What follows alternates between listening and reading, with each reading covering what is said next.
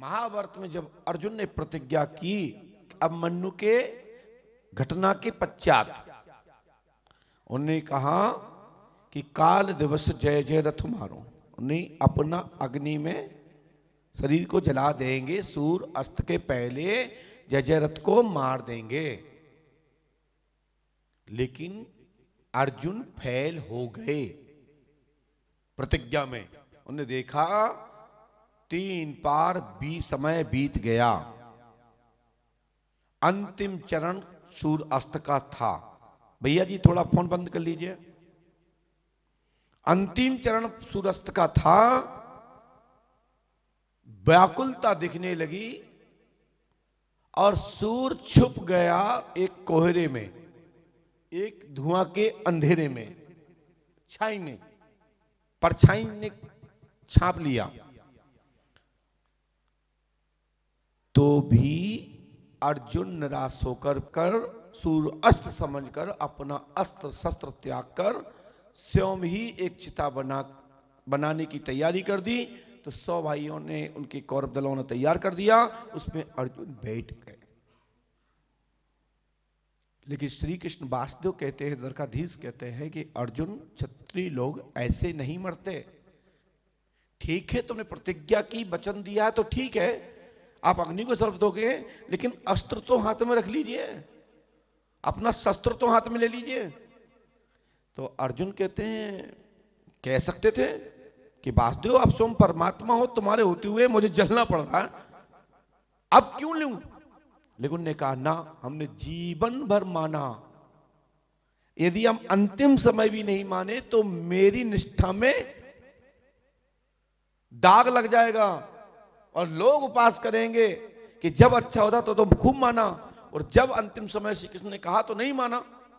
उनके मन में इतना भ्रम आया और इतना सोच आया। इसका परिणाम क्या हुआ कि अर्जुन ने वासुदेव की बात सुनकर के अपना गांडीव हाथ में उठा लिया। फिर वासुदेव कहते हैं कि आप उस पर एक बाण को चढ़ाइए, प्रत्यंचा चढ़ाइए। बोले ऐसे नहीं, वीर आसन में बैठ करके आप अग्नि को समर्पित होइए ना। और भगवान को चिंता होती है कब? जब होती, जब आपकी निष्ठा और श्रद्धा विश्वास हो। यदि आपकी आस्था श्रद्धा विश्वास है तो भगवान अपने नियमों को भी बदलता है, बिगर कहे बदलता है। तो उस अवस्था में सूर्य भगवान को इशारा किया कि बाहर आए, चक्र दर्शन को निर्देश किया, चक्र दर्शन ने रास्ता छोड़ा और रोशनी प्रकट हो गई। तो श्री कृष्ण कहते हैं तुम्हारा दुश्मन सामने खड़ा है, वो सूर्य भगवान अभी सामने है, सूर्य अस्त नहीं हुआ, अब देखो तुम जानो तुम्हारा काम। तो वहां बंद कर देते हैं। तो कौन सा क्षण था वो? अंतिम क्षण की आशा भी खत्म थी, क्योंकि सूर्य तो दिख ही नहीं रहा था, अंधेरा हो गया। जब हमारा सूर्य दक्षिण से पश्चिम में प्रवेश करता है तो यहां अंधेरा हो गया। देखिए हुआ कि नहीं हुआ? समझ पा रहे हैं बात को? लेकिन वहां एक चक्र सुदर्शन ने आज्ञा की, श्री कृष्ण ने सूर्य को ढांक लिया। कितना? लेकिन आपको तो यह भी पता है कि जो तारीख हमने दी है उस तारीख का दिन तक इंतजार करिए, फिर उसके बाद दरबार बनाए ना। ये आइए कहिए दरबार में कि महाराज जी मैंने 5 अमावस्या की, 7 की, 21 की, जितनी भी की हो, आप खड़े होके गर्जिए। जैसे हम गर्जना करके अपना पर्चा दे रहे हैं, ऐसे आप भी कहिए कि महाराज जी आपने कहा जो मेरा काम नहीं हुआ। ये दुनिया का कोई दरबार नहीं बोल सकता। मैंने कभी भी महिमा मंडन नहीं करवाया कि लोग खड़े हो जाओ, बताओ तुम्हारा क्या क्या काम हुआ। अनेक दरबारों में तो यही प्रशंसा चलती है, बताइए इनका ये काम हो गया, इन्हें ऐसा किया तो ऐसा हो गया, ऐसा किया तो ऐसा हो गया। हमने कभी करवाई? देखा आपने कभी वीडियो? क्यों? मुझे पता है कि यहां आने वाले हर व्यक्ति का 100 में से 99% काम होते ही हैं। 1% नहीं होता, मैं स्वीकार कर सकता हूं, इसमें मुझे दिक्कत नहीं है। वो इसलिए नहीं होता, कहीं तो आप नहीं समझे और कहीं हम आपको नहीं समझा पाए। मैं अपनी पर भी कमी रख लूं, थोड़ा सा हमारी भी कमी हो सकती है। हम प्रयास करते हैं, आप समझना नहीं चाहते।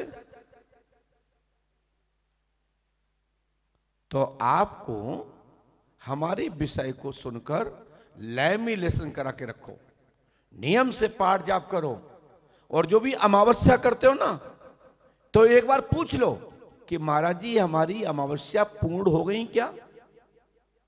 कई हमारे साथी लोग हैं वो ही इस पे बात करते हैं, बताओ महाराज जी ने किसी से यही नहीं कहा कि तुम्हारी अमावस्या पूरी हो गई।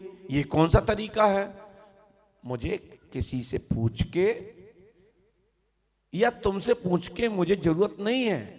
जिस दिन आपका मैंने पर्चा बनाया था उसी दिन मैंने आपका अधिकार अपने पास सुरक्षित समझ लिया था। जिस दिन आकर के हमारे पैरों के पास आके चरण छू करके आपने प्रार्थना की थी, मैंने उसी दिन मैंने अपना बना करके और आपका वचन दे करके आपकी जिम्मेदारी ले ली। तो एक बार पूछिए क्यों बढ़ गई, तो हम बताएंगे क्यों बढ़ गई।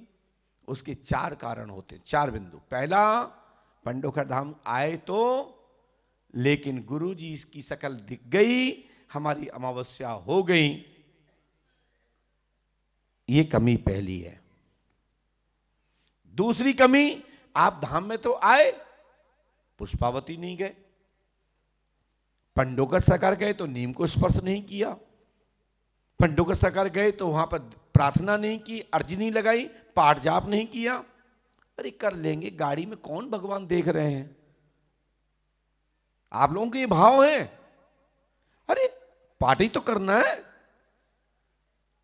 पहले गुरुजी से मिल लेते हैं, फिर गाड़ी में बैठ के रास्ते भर झांसी तक करते चले जाएंगे, ग्वालियर तक करते चले जाएंगे, दतिया तक करते चले जाएंगे। पार्टी तो करना है ना। आपका ये तर्क होता है, लेकिन उस तर्क में क्या छुपा होता है? कौन भगवान देख रहे हैं? यदि भगवान नहीं देख रहे तो पंडोखर में क्या घास खोदने आए हो? जब भगवान देख ही नहीं रहे हैं, सुन ही नहीं रहे हैं, तो पंडोखर धाम आए काय के लिए? मैं घोषणा कर रहा हूं उस गद्दी से, श्रद्धामन से, पंडोखर सरकार के भगवान जो हनुमान जी पंडोखर सरकार हैं, श्री हाथीवान महाराज हैं, ये पत्थर के विग्रह के रूप में स्थापित नहीं है उस मठ के अंदर।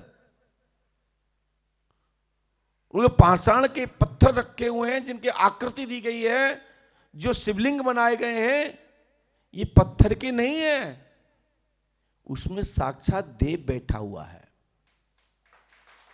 उस आकृति में साक्षात हनुमान की मूर्ति में उस आत्मा विराजमान है, वो स्वरूप विराजमान है।